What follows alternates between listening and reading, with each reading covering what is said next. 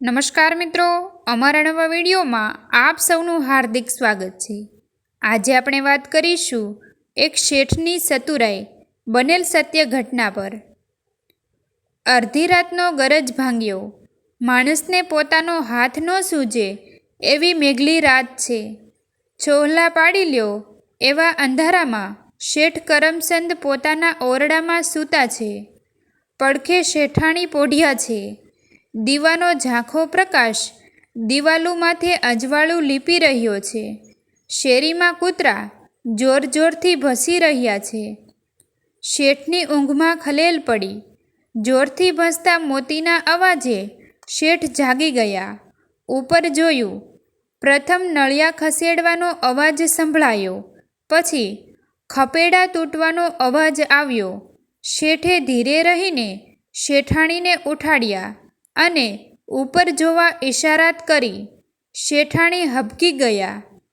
એ પોકરાણ પાડી દેકારો કરે એ પહેલાં શેઠે મૂંગા રહેવા ઇશારો કર્યો। એટલી વારમાં તો ચોરના પગ મેડી માથે અટક્યા। શેઠે ખોંખારો ખાઈ દીવાની વાટ સંકોરી અને શાંતિથી ઉમળકાભેર આવનાર ચોરને કહ્યું, આવો, પધારો, જાળવીને ઉતરજો। કેટલા દીથી તમારી વાટ જોતા હતા।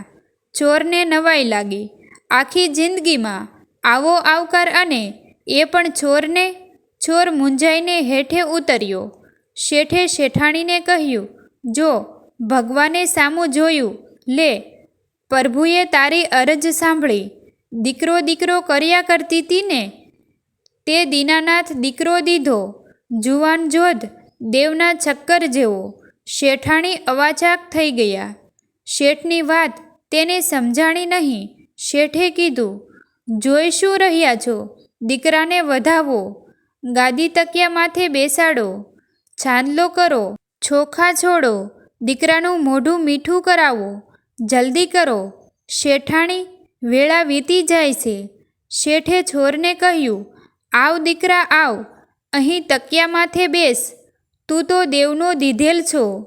ચોરને થયું, ચોરી કરવી, રાતનું ભટકવું, જીવનું જોખમ ખેડવું, પકડાઈને પોલીસનો માર ખાવો, એના કરતાં તૈયાર ગાદી માથે બેસી શેઠનો દીકરો થવામાં શો વાંધો?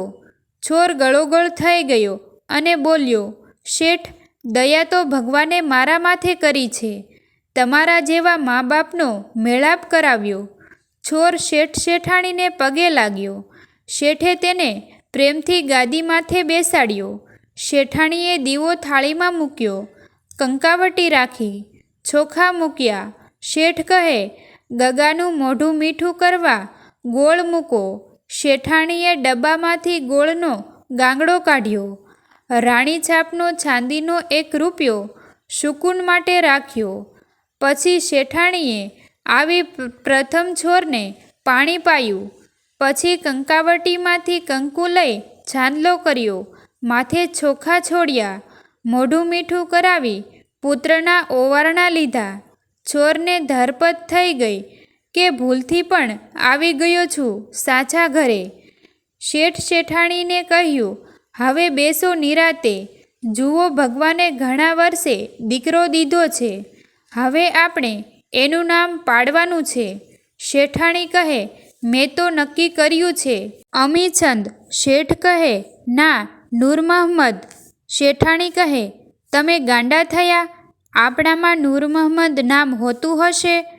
નેમચંદ હોય, ફૂલચંદ હોય, રતિલાલ હોય, સારું પાડવું હોય તો પ્રવીણચંદ્ર હોય, નૂર મહંમદ।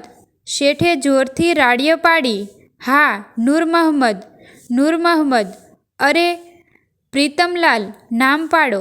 શેઠાણીએ આજીજી કરી, પણ શેઠ ધુઆફુઆ થઈને બોલ્યા, નૂર મહંમદ, એકવાર નહીં 7 વાર નૂર મહંમદ। હવે પડખે જ ફોજદાર સાહેબ રહેતા હતા, એમનું નામ નૂર મહંમદ હતું। ઉપરા ઉપર 3-4 વાર શેઠ નૂર મહંમદનું નામ બોલ્યા એટલે નૂર મહંમદ તરત જ ઉઠી ખંભે રિવોલ્વર લઈ શેઠની ખડકીએ પહોંચ્યા અને ખડકી ખખડાવી। શેઠ, ખોલો તો! અવાજ આવતા શેઠાણીએ ખડકી ખોલી।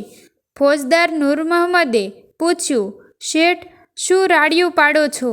શેઠે માત્ર પુત્ર રત્ન પ્રત્યે આંગળી છીંધી. નૂર મહમ્મદે ઉપર છતમાં ખસાડાયેલા નળિયા જોયા, ગાદી માથે બેઠેલા માણસને જોયો. ત્યાં બધું સમજી ગયા. ઉપાડીને એક લાફો વળગાડ્યો. ત્યાં છોર અલગોઠિયું ખાઈને ગાદી પરથી ફળિયામાં પડ્યો. છોર કહે, ભાઈ સાબ, મારો માં. આટલો દેકારો થયો ત્યાં જમાદાર અને રામદાસ મહારાજ આવી પહોંચ્યા. ચોરના મોઢામાંથી ફોજદારે થપાટ મારીને ગોળનો ગાંગડો પડી ગયો. ફોજદાર સાહેબની સૂચના મુજબ જમાદારે હાથકડી પહેરાવી.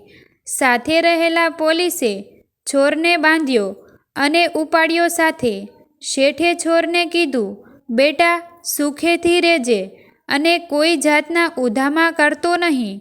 ભગવાન સુખી રાખશે. જે રસ્તો તે લીધો છે એ તું જ્યાં જાય છે ત્યાં જ પૂરો થાય છે. આવા જ નવા અને જાણવાલાયક વિડીયો જોવા માટે અમારી ચેનલને સબસ્ક્રાઈબ કરો. જો વિડીયો ગમ્યો હોય તો વિડીયોને જો આ વિડીયો પસંદ આવ્યો હોય તો વિડીયોને લાઈક અને તમારા અન્ય સગા સંબંધી મિત્રો સાથે વિડીયોને શેર કરવાનું ભૂલતા નહીં. થેન્ક યુ મિત્રો. મળીએ છીએ એક નવા વિડીયો સાથે. આભાર.